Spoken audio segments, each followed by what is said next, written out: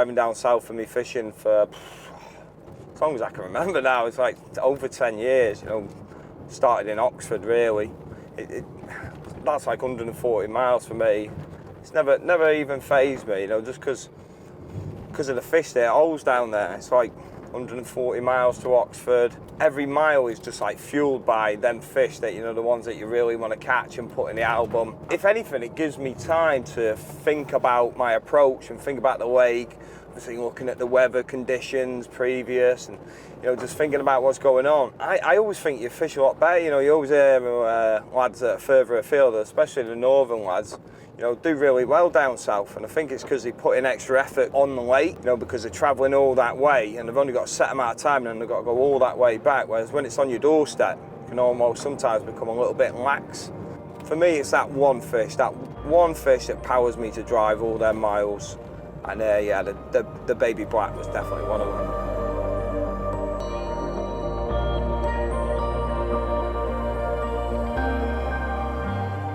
Boating Lake's about 50 acres in size. It's a big open windswept pit, all overgrown, it's just nettles and brambles everywhere. It's a real nice lake to look at, but the shape of it's quite strange. You know, you can't really see the whole lake from one swim, so, you know, the real tight swims. It's got so many different challenges it offers, you know, hence the name Boating Lake. It's got boats all over it most of the time, you know, or even in the week sometimes. Most boating lakes have them at the weekend. Even in the week they can come out. That obviously affects your fishing. So many birds all over the place. It's a bit of a sanctuary, you know. It's got nightingales and crazy different birds everywhere, just causing nuisance. It's got nuisance fish as well, loads of tench and bream and what have you. And the weed is like nothing I've ever seen before. Loads of eelgrass and Canadian. The eelgrass is an absolute nightmare, you know. You can't, when it comes to leading up with eelgrass, you can never get it, you know, it's not graceful like Canadian where you can pull over the top of it, it's one cast. If you haven't landed in a spot, you've got to bring it all the way back in. Stock wise, there's probably around 20 or 30 fish. A lot of them have been recently stocked, but the real A team, there's probably only 4 or 5, and the top of them is the baby black. The baby black first sort of came on my radar when I was fishing over on Burghfield. You know, it was a bit of a sort of a low-key, kept secret sort of fish, you know, no one really knew about it until you're sort of in the area, I think. And yeah, it sort of came on my radar. So I knew a few people that had caught the fish and were fishing the place at the time. And after catching the common, it felt like the obvious place to drop on. When I caught the Burghfield common, it was like mid-April. It's quite a strange time to sort of drop onto a new lake. I never thought I was going to end that campaign so early in the season. So coming over to the lake, it was like everything had already matured, they'd all woken up, people were already fishing the lake and had sort of things going, and I was just sort of slipping in between. The fish weren't that hard to locate, I found straight away. You know, I could always locate them, climbing up the trees, you know, spending a lot of time looking.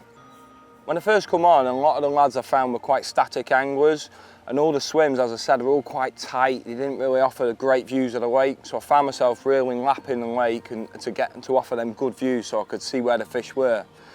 Finding them was quite easy, I found. They do like the show. They used to do early morning shows and late evening shows, so I could work out where the fish were going throughout the day as well, piecing it together. They all seemed to stick together. It didn't take me long to catch my first fish.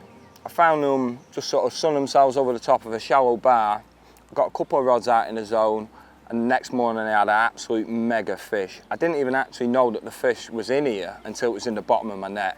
It's a fish that turned out to be called twofold. It hadn't been out for a couple of years apparently, and what a fish it is. It's black across the back, real crusty dorsal, red bellied, mega fish. Just over 38 pound if I remember rightly, and wow, what a surprise it was. And I actually quite like that, you know. I knew of really one fish that was in here, and everything else was going to be a surprise. After a little bit, obviously, I started seeing different pictures of different fish, but yeah, that was really one that I was happy to put in the album. Like I say, I did find them quite a lot, and a lot of the time in the edges. I didn't really have much success in the edges, but you know, at the end of the day, I was still locating the fish, and I was able to sort of piece a plan of where they were heading. I'd sort of see where they were in the mornings and then find them somewhere in the edge, and I could sort of put patrol routes together and all sorts. So it was really working in my favour, and you never know fishing in the edge, it can just happen like that. I was just trying little bits of, you know, crushed tiger and bits and bobs in the edges as I do. And yeah, a lot of the swims are so overgrown. I was making little cuttings and sort of just climbing the trees, watching their behaviour. It's something that I love to do. You know, watching fish is something that I love. And if you're going to learn something about a particular fish, it's by finding it and watching it. After that capture of twofold, it was about a week later the black actually got caught. And for me, this boating lake it's like 170-mile drive for me. And that was the only really the one target for me. And to drive 170 miles almost knowing that I can't catch that fish, it took the drive out of me. I didn't have that almost power to go and catch that fish or to go to that lake. Although I could have been doing prep work maybe, it took it out of me. So I pulled off for a couple of weeks, and then I remember I went back again and he started spawning. And it was another couple of weeks before I went back, and I felt like I was losing a lot of time fishing. So I started flittering around on a few different places, did a bit of floater fishing over on Christchurch, did a couple of tuitions, and really sort of started losing the love almost for campaign fishing, because these other things were bringing something else to my fishing and I was really enjoying it. So I sort of left the boating lake alone for a bit until the following spring. I remember that following spring I got down real early in the year, whereas the previous year I'd started late. This year it was all guns blazing. I got down start of March. I'd even come over in the winter a little bit, just mooching around, because I was fishing on Lake Local, and I knew a couple of the lads that were fishing on here now, just sort of socials and things. But yeah, got down real early in the year, started putting a lot of time in, a lot of effort. The fish were really showing themselves all the time, out in the open water. And that's worth mentioning, that the open water is pretty much a safe zone for them. There's a big island that sort of restricts you from being able to get to that area from certain swims, and then from the other side, it's a good 250, 300 yards probably, and you just can't get to them fish.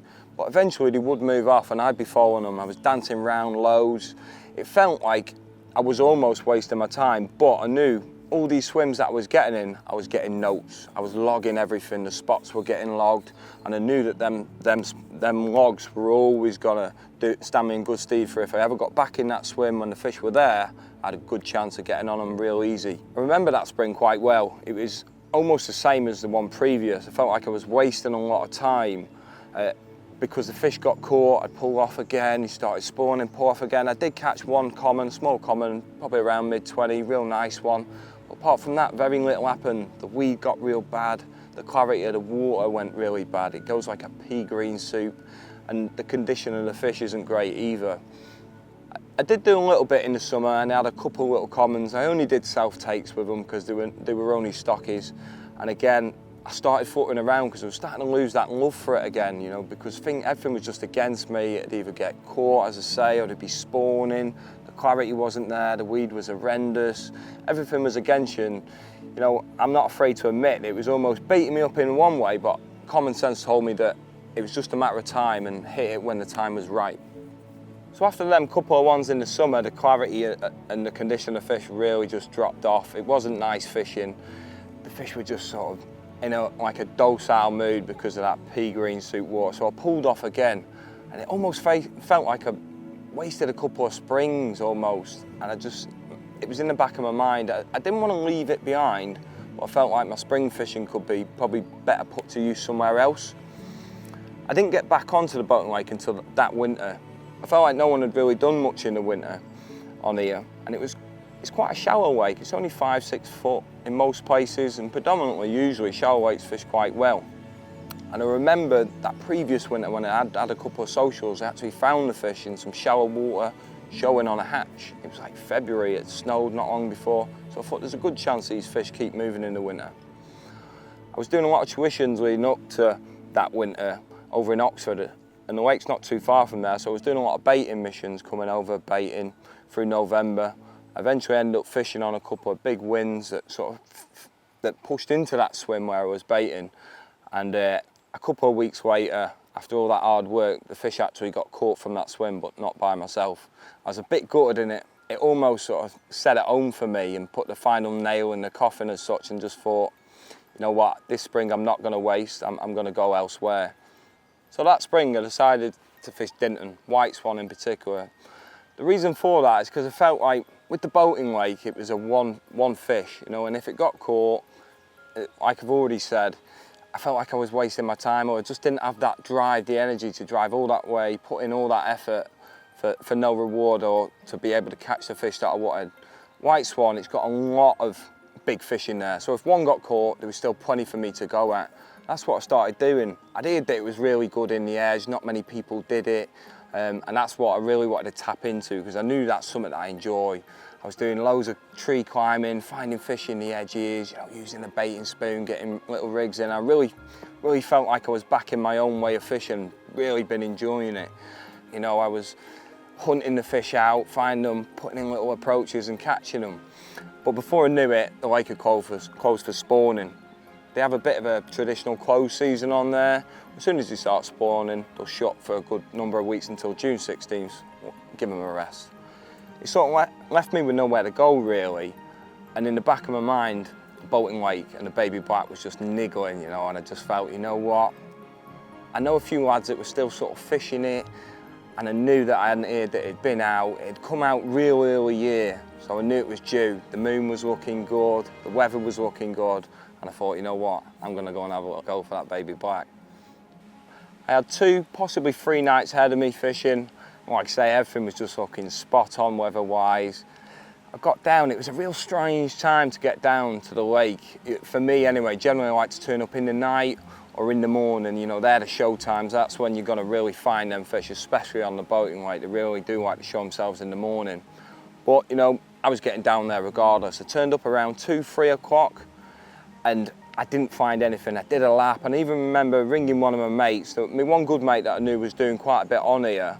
I thought I'm going to offer a little bit of etiquette to him, you know, and just sort of see where he's sort of fishing and baiting, because I know that's his style. Give him a ring, and he sort of informed me on what he was doing and where he's at, so I avoided that area. I had nothing to go on at all, apart from sort of past form, you know, so that sort of stuff that I'd done in the past, over the past couple of springs, really was the stuff, all that I had to go on. I ended up dropping just on the end of the wind, somewhere with a good view. I wanted to be able to be up in the morning, have my ears out at night and see if I can locate the fish. Got up real early, didn't see a single fish. Nothing had happened, you know, I'd almost half-heartedly got some rods out, because it's, you know, I know that sounds like bad angling, but you know, when there's nothing really to go on, you're almost like just in autopilot. Got some rods out, almost expected nothing to happen. Like I say, I got up real early and I saw nothing.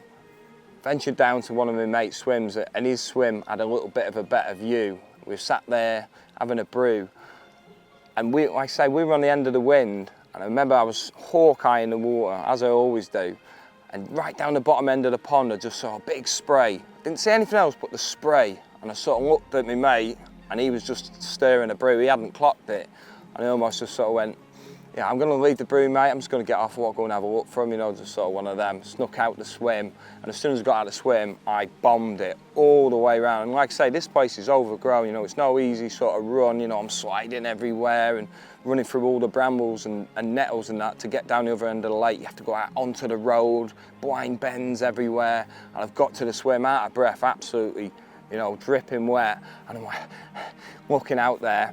And all of a sudden, literally seconds after being in the swim, one's just bounced out right out in the open water, and it seemed, and you know, because there's a lot of buoys on here, when I seen that spray from the other end, I referenced it to the buoys, so I knew which area they were in.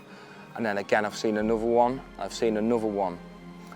I saw a mate, he's fishing round the corner, and I've gone round to him. Again, I'm back on the road, because you can't get through these woven paths, so it's easier to just get on the road and go around. I've gone into his swim and he's not there. I'm thinking buzzing, he's not seeing these fish here. There's a swim called the Woods. It's a real overgrown swim. It's cut in, you know, it fishes between the island and the point of where the boats launch. It's not a nice swim to fish, but it was sort of the water where the fish were showing. It's worth mentioning, I didn't really see many big fish. Like I said before, there's some stocky fish in here, and I hadn't seen any big ones. But I thought, you know what, I really need to get in that swim that occupies that water. So I've got myself back round real quick to me swim, packed away, you know how it is. I'm like just, you know, folding the rods, not putting them in the sleeves, I'm just folding them, whacking them on, putting everything on the barra, and going round, pushing through. And this wood swim, you know, there's logs lying everywhere, you've got to drag them out the way, and, you know, there's big divot and badger rolls that you're going into. All my hands were just nettled up to anything, because it's just like literally the gaps like this and you're just steaming through. And yeah, I got in there And because the boats were out, I thought, right, I'm in the swim. Doesn't matter what I do now, I've got that water. And because the boats were out, I was never going to get any rods out till the evening. So I thought, I'm just going to have a mooch back down to that bottom end and have a look, see if I can see the fish still, because the view wasn't great in this swim. I've gone down there, and as I'm looking, I'm doing a bit of filming myself, you know, for me vlogs that I do. And I see some swans just sort of cruising around in the flat water, and where I was, it's just totally full, top to bottom, eelgrass.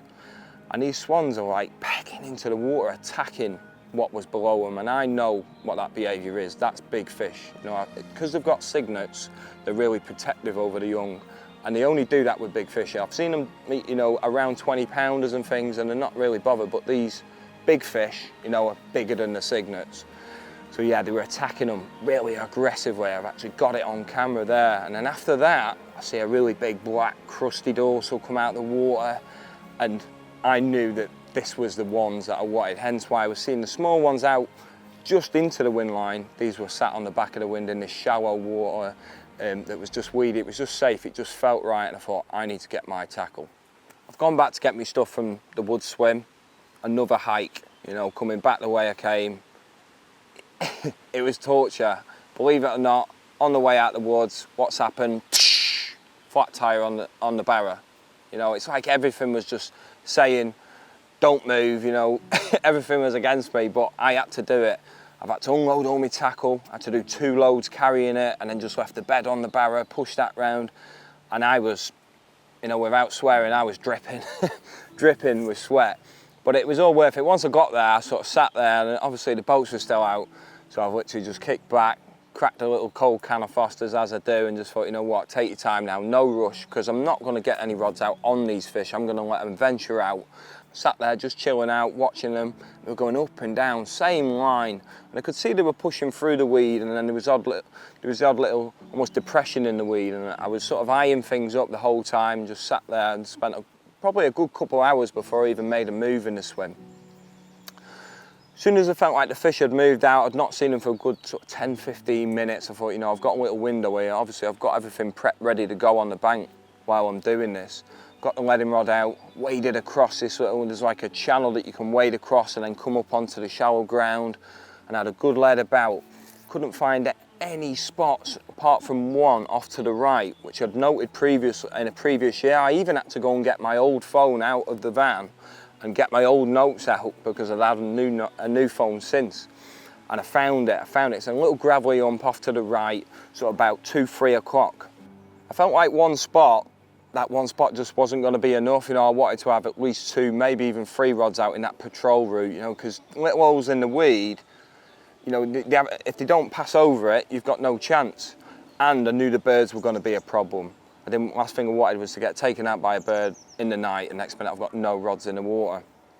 There's a swim just to the right. I say swim, it's more of a cutout. I've never actually seen anyone fish that swim. And I thought, because it's off to the right, I could fish that spot and possibly find some other spots, because it had been going across that way, down into the reeds and coming back. So I've put the marker float out from the left-hand swim, popped it up, gone down to the little cutout, had a look at the marker, could easily fish it, and I wouldn't have expected anyone to go in that left-hand swim anyway if I'm in there. Got the clip from this swim now, got that spot all mapped out, took all the notes in my phone, and I found 2 other spots as well. It must have taken me a good probably 2 hours of leading. Eelgrass is just not forgiving at all. It's one cast, you've got to land in the hole, or you've got to bring it all back in and untangle it. It's absolute savage stuff for finding spots, horrible stuff. But eventually I ended up finding some nice little holes. You know, I picture them to be probably a couple of bucket lids in size. Literally, you'd land at the back of the spot, you'd get a foot or 2, a pull back, and then that was it. So I found 3 spots in total, all mega spots, all in that zone, and I couldn't help but think, you know, it's just about getting these rigs right now. I really went deep into my thoughts about what was going to go on if the situation were to come about of catching a fish. Not only about landing them, but also dealing with the birds. There were swans, as I said, about with their cygnets. They were real hungry. I had to think about them, and also there was a bank of this eelgrass, like all from the margin for about 20 yards. I had to really think about that. I'm using braid, it's going to sit over the top, and I just thought to myself, what I'd had to do is drop the leads down in size to get that drop, because it was probably about 2.5 feet of water. You know, the swans didn't even have to upright to get down there. They could just literally peck on the spot and get to the bait. I dropped the leads to like 3 ounces, so I could get little drops. But by dropping the lead in size, if I were to get any birds come through the edge or fish giving me liners, that rig was going to drag on that gravel real easy using braid. Usually on a clear spot, I'd fish on the bottom, you know, a bottom bait rig, a noodle rig, but I opted to fish hinges just because I wanted that hook up off that gravel so it didn't get bird over if it were to get dragged.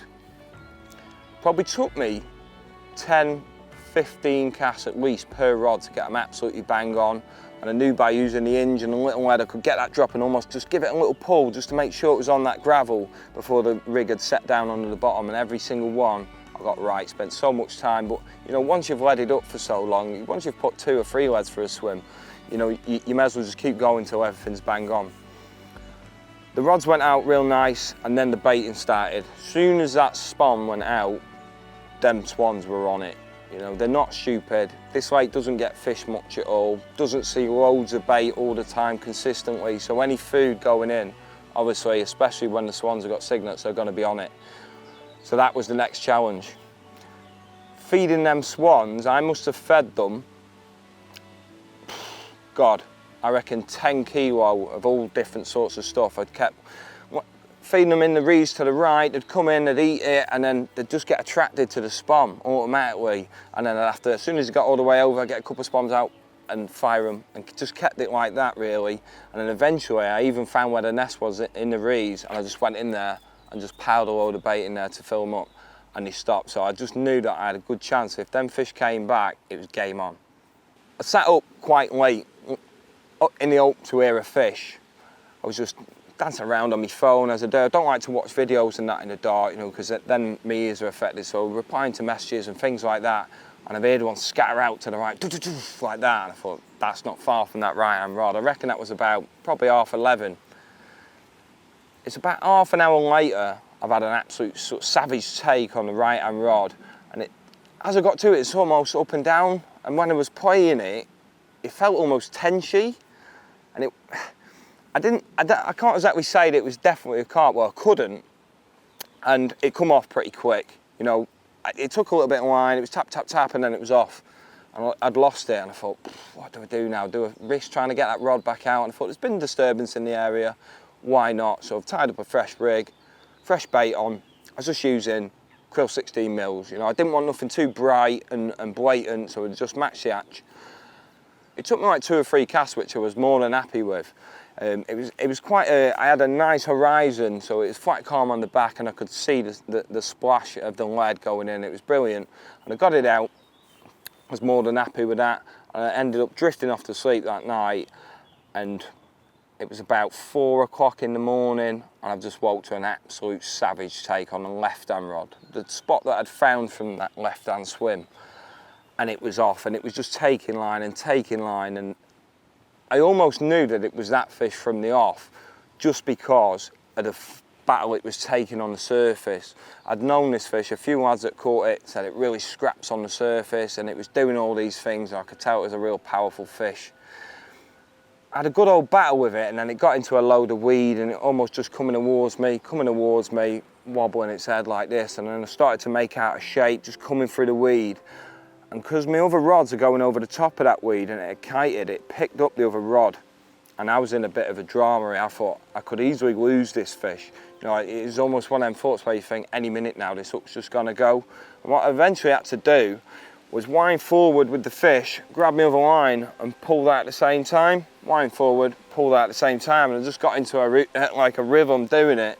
The net was ready, and I could just see this big black fish in front of me. Eventually it's just gone in the net, just scrambled it in, big ball of eelgrass, the other line and everything.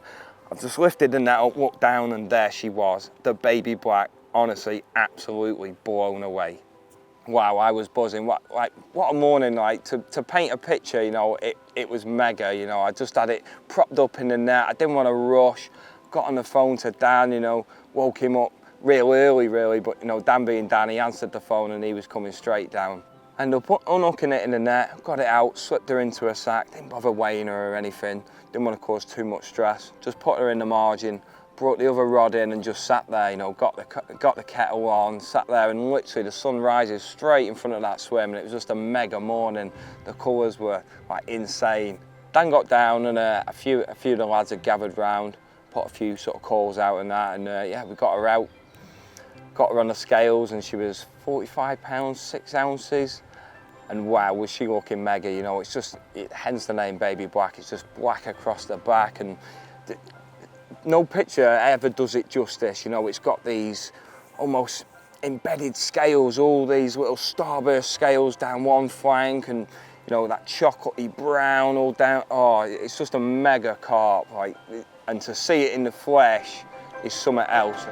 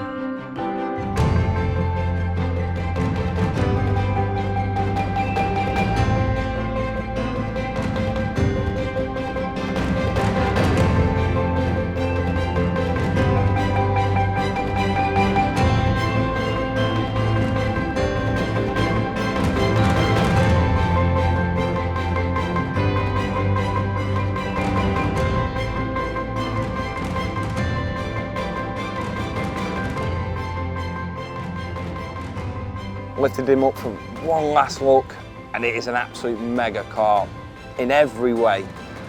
I slipped him back, and then that's when I realised my journey on this lake was over.